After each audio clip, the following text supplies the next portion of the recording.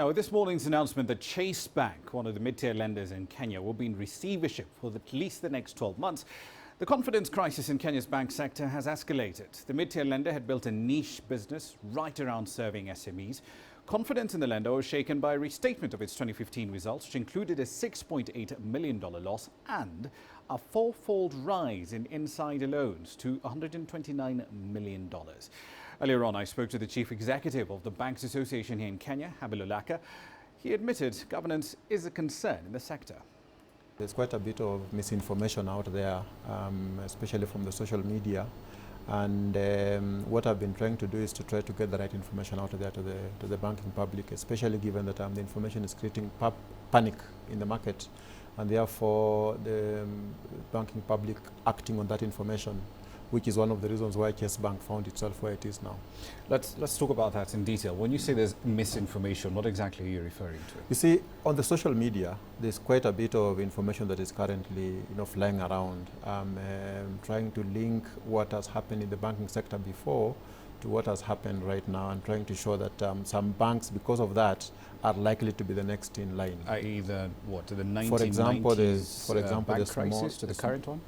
No, what happened during the Imperial Bank case, where at the same time also during Imperial Bank case there was a list that was circulating around in the market, which was first of all erroneous, but anyway it found itself into the market, it was circulating and people believed in that list.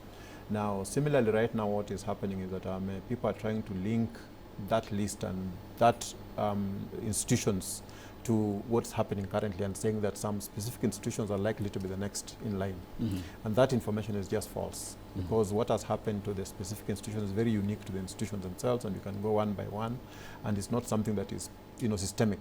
But can't we draw a line here? Because I look at National Bank. CEO has been sent home on compulsory leave, as of 5 managers. There's been some restatement of some of the accounts there, and in that particular instance, poor governance was an issue. Chase Bank, restatement of accounts again. Poor governance also rears up its head again.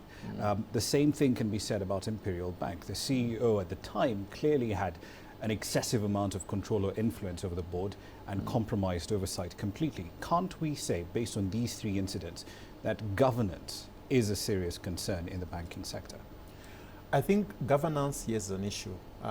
Given the commonality of some of the things that have arisen from the cases that you have mentioned is certainly an issue. But I think what we see coming out is the fact that banks were meant to report their numbers by the 31st of March for their 31st of December numbers. And all of them by law are supposed to report by that date. And so there was that pressure of banks having to report by that date, and it so happens that when the numbers came up, and given the kind of strictness that the external auditors have observed this time, numbers have had to be restated in some particular cases. But why is it happening now? Why is that strictness happening now when it should be the default setting? First, because of the fact that there was the case of Imperial Bank. And so out of the Imperial Bank case, the regulator and all the other players have now become more alert to the fact that there's that pressure for banks to possibly start misreporting numbers. Given the performance of 2015, especially the second half of the year, the performance of the economy basically was not as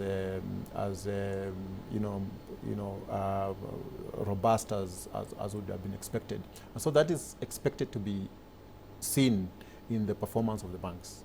So banks are under pressure to try to show improved numbers, despite the fact that the economy at that point in time was not performing well.